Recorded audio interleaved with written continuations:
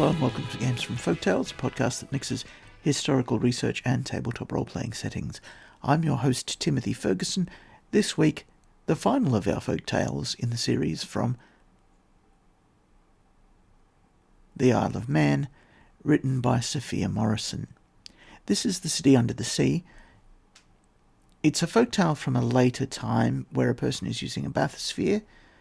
We have previously, in Games from Folktales, discussed the possibility of House Verditus creating bathyspheres or submarines, and indeed, we've discussed the possibility that the creation of such a mechanism is a mystery cult initiation. The recording describes a Fairy Regio. It was released into the public domain by Gillian Hendry through LibriVox. Thanks to LibriVox. Manx Fairy Tales by Sophia Morrison. The City Under the Sea. Recording by Gillian Hendry.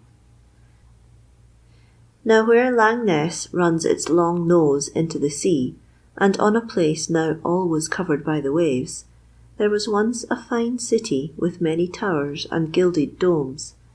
Great ships went sailing from its port to all parts of the world, and round it were well-grassed lands, with cattle and sheep. Even now sailors sometimes see it through the clear deep waters, and hear dimly the bleating of sheep, the barking of dogs, and the muffled chiming of bells. Nine, Jees, Three, Kiar, Quaig. But no man can walk its streets. For once upon a time, in the days when there were giants in the Isle of Man, Finn MacCool had his home near this city. He lived at the Sound to keep his eye on Erin and to watch the sea. But he was very seldom in Man, and whenever he was always doing some mischief, so that his enemies were many. One day he was in such a hurry to reach his home that he jumped from Erin and landed in the island on the rocks above the Sound. He came down with such force that he left his footmarks in the hard stone, and the place has been called ever since Slieugh Éard ní Cassan, or the mountain of the place of the feet. His first act when he reached home was to get in a red rage with the people of the city close by. His next act was to turn them all into blocks of granite.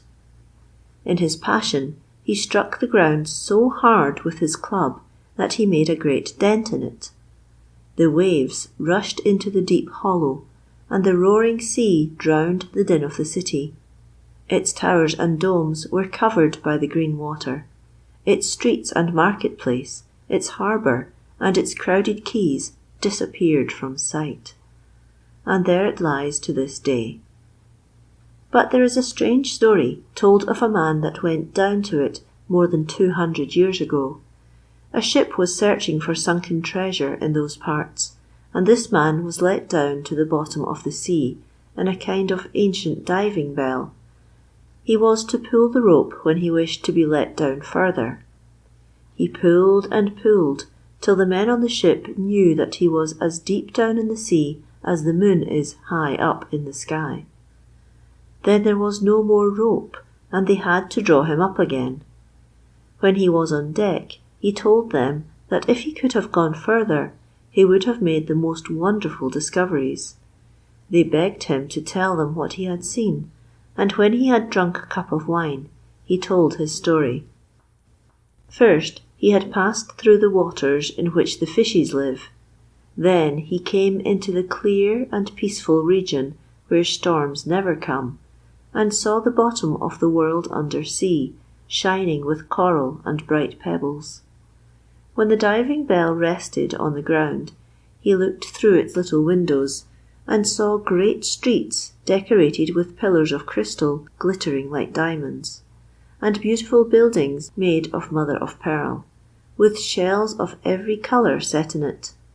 He longed to go into one of these fine houses, but he could not leave his diving bell, or he would have been drowned.